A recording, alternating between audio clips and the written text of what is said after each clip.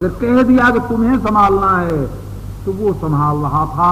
अनेकों विघ्न आए मगर वो डोरी यूं कर रहा था, बढ़ो आगे बढ़ो, ऐसे बढ़ो ऐसे बढ़ो। तो हमारे यहाँ विश्वामित्र जी से लेकर निषाद राज तक समर्पण की भावना बड़ी ऊंची है, बड़ी ऊंची है, ऐसी ऊंची है कि इससे बढ़ की कोई भावना नहीं है और इसमें हानि कुछ नहीं। तो बच्चे जब बाहर से आए तो उन्होंने कहा, गुरुदेव ये वहां से प्रसाद प्राप्त हुआ है, ये समर्पण है, ये आपको भेंट कर रहा हूं। देखा 10 आदमी बैठे थे, तो इस शरीर का शिष्य है, तो वो जब एक बार आया उसने भेंट किया, तो जो उसके भेंट पदार्थ थे उसको जब देखना आरंभ किया तो उसको शंका हुई कि हो सकता है गुरुदेव शायद इससे कुछ ले लें। तो आधा प्राण भीतर आधा उसका बाहर हो रहा था। मगर जब पास में बैठे हुए और जो बालक थे उनसे कहा कि देखो भाई, आश्रम की ओर से इसका सम्मान करो और इसके लिए मिष्टान मंगाओ, इसको कुछ खिलाओ पिलाओ और कुछ देकर विदा कर दो। तो उसको बड़ा आश्चर्य, उसने कई मंच पर इसकी चर्चा किया कि हमारे यहाँ की ये परंपरा है। तो मैं उनसे कहा कि जब एक हम सामान्य संसार के कीड़े हम ये भाव रखते हैं कि हमारे बच्चे हमारे पास आवे तो हम उनका एक सत्व ग्रहण न करें, अपने आश्रम की ओर से उनका और सम्मान करके सम्मानित करके पुरस्कृत करके विदा कर दें, तो तीनों लोक का नायक आपके थाल पर लड्डू में से 4 लड्डू खा ले तो कितनी बुरी बात होगी। विचार कर लो, इतना निकृष्ट हो गया कि वो 4 लड्डू आपके खा लेगा। आपके सम्मान से भूखा रह गया, वो आपके सम्मान का प्यासा है, कैसे खा ले। तो बच्चे ने लाख प्रयास किया कि 5 रुपया तो आप ले लीजिए। हम कहा बेटा सम्मान हमने तुम्हारा ग्रहण कर लिया, ये सब ले जाओ, राजी खुशी बहू को ले जाके देना। आज तक बच्चे लोग इसको दोहराते हैं कि हमारे गुरु जी ऐसा कहते हैं। इसलिए नारायण कैसे ग्रहण करे, ग्रहण कर लेता है, भाव से ग्रहण करता है, सबको उठा के सिर से लगा लिया, वाह हमने सब ले लिया। इसलिए आज सर्व समर्पिके प्रभु निज आश्रम आनी, महामुनि विश्वामित्र ने जब दिया भगवान ने सिर माथे पर रखा। वाह आपने बड़ा अनुग्रह, ये यदि थी तो उसी की शक्ति, उसी ने विद्या दी थी। और बाद में जिसने गंगा से जल लिया और गंगा पर चढ़ा दिया, बड़ा पुण्य हुआ। वह लाए कहां से, घर से लाए थे, गंगा का जल तो कमंडल में भरा था और गंगा पर चढ़ा दिया। परमात्मा के समर्पण की कथा भी ऐसे ही है। फिर कंदमूल फल दिया, बड़े प्रसन्न हुए। भगवान ने आश्वासन दिया, डर रहे हैं आप, हमारा यज्ञ का समय हो गया है और देखिए क्या हो रहा है बाहर। कहा नहीं मैं जाता हूं बाहर, आप घबराएं नहीं। भगवान ने धनुष पाणी लेकर लक्ष्मण से कहा, लक्ष्मण तुम पूरे मंडल की रक्षा करो, मैं द्वार पर खड़ा हूं। भगवान ने कहा, जो यज्ञ रक्षण के लिए, जो यज्ञ करने के लिए खड़ा हो, मैं उसका द्वारपाल हूं। भगवान ने कहा, एक पद में तुलसीदास जी बतलाते हैं, लोकपाल जमकाल पवन शशि रवि सब आज्ञाकारी, तुलसीदास प्रभु ग्रसेन के द्वार बेत कर धारी, ऐसी हरि करत दास पर प्रीति, जिन बांधो सुर असुर नाग नर प्रबल करम की डोरी, सोया विछन ब्रह्म जसुमति हठी, बांधो सकतन छोरी, ऐसी हरि करत दास पर प्रीति। माँ यशोदा ने जब विदा किया तो कहा, लाला एक बात याद रखना, जा रहे हो एक बात भूल जाना, मैंने तुम्हें बांधा था। कहा मैया सब बात भूल जाऊंगा मगर ये कभी नहीं भूलूंगा कि तूने मुझे बांधा था। यशोदा मैया कहा, क्यों लाला नहीं भूलेगा। कहा मैया मुझको ब्रह्मादिक देवता नहीं बांध सके, मगर तू कैसी रसिया थी जो तुमने मुझे बांध लिया और मैं छूट नहीं सका। मैं इसे कभी भूलूंगा, कभी नहीं भूलूंगा। जिस भगवान के द्वारपाल सूर्य चंद्रमा नक्षत्र मंडल संसार है, आज वो द्वारपाल बना हुआ है विश्वामित्र के द्वार का।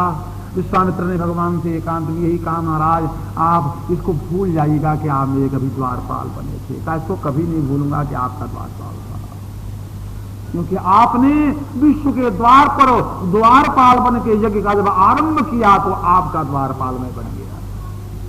का निर्भय जग करो तुम जाई, होम करन लागे मुनिझारी, आप रहे मक्की रखवारी, सुनि मारीच निशाचर को ही, ले सहाय धावा मुनिद्रोही, तुरंत दौड़ा मारीच। यज्ञ जब आरंभ होता है तो दुष्ट आत्माएं दौड़ने लगती हैं, बुरा काम हो तो कोई ना आवे, और अच्छा ये क्या हो रहा है साहब, ये साहब क्या हो रहा है, अब उनको बताइए, एक आदमी को व्याख्या करिए क्या हो रहा है। हाँ ये क्या, इसका क्या मतलब होगा, जग करने से क्या स्वर्ग हो जाएगा, स्वर्ग क्या चीज है, स्वर्ग तो झूठी बात है, और ये सब करने से क्या होता है आप पूछिए। ये सब किसी के द्वारा इन्होंने लिए। हाँ बेचारे बड़े मान पड़ता, अभी तक रात को सो नहीं रहे थे, दिन में खा नहीं रहे थे, बड़ी चिंता थी, आज इनको बता दीजिए सब सारा भाग से। भगवान ने कहा कोई बात नहीं, आओ हम तो खड़े हुए हैं। तो भगवान ने सुबाहु को तो मार दिया और मारीच को वहां भेज दिया। इसका क्या तात्पर्य, इसका तात्पर्य यह है कि दोष से ही दुख होता है। ही बहुत खाए, राजा का एक पुत्र बड़े घबराए, राजा साहब किसी व्यक्ति को भेजा, साहब क्यों आए हैं, कहा ये कहने आया हूं कि दही ना खाइए, कहा इन लोगों को बाहर निकालिए। ठीक है भैया, दही खाने आए और मना कर रहे हैं। एक संत थे, उनसे कहा महाराज आप जाओ, गए। कैसे आए महाराज आप, कहा हम आए हैं कहने के लिए कि दही आप 4 बेला और खाया करो।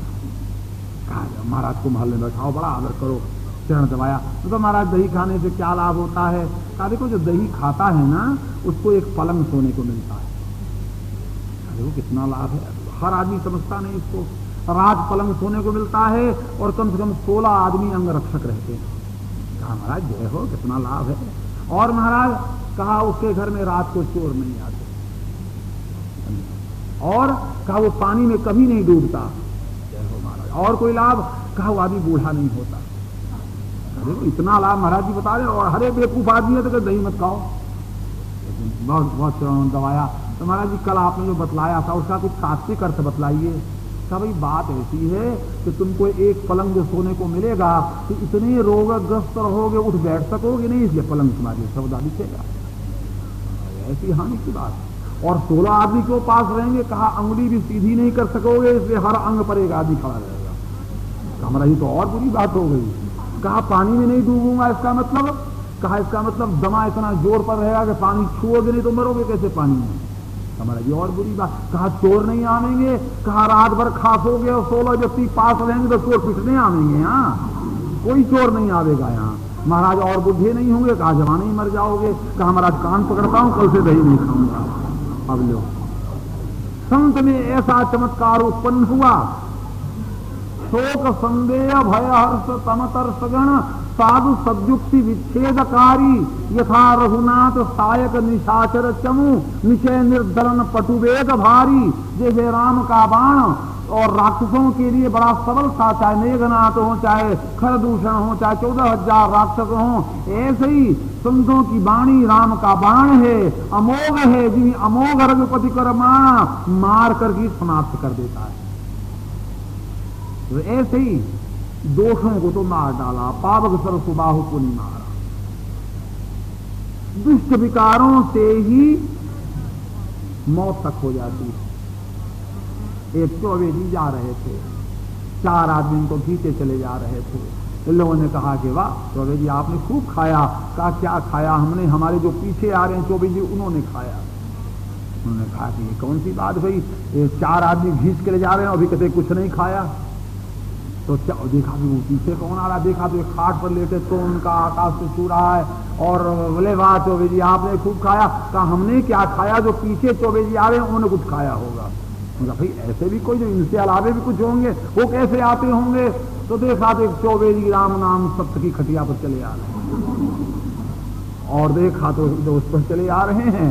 तो उन्होंने जब देखा तो प्राय सब की गर्दन ऐसे हिल जाती है। तो उन्होंने कहा कि वाह चौबेदी आपने खूब खाया, मगर 100 भी गर्दन से आगे कह रहा था कि कुछ नहीं खाया, भूखे रह गया, अभी तक कुछ नहीं खाया। वास्तव में विकार ऐसे हैं, तृष्णा वही तरणी नदी।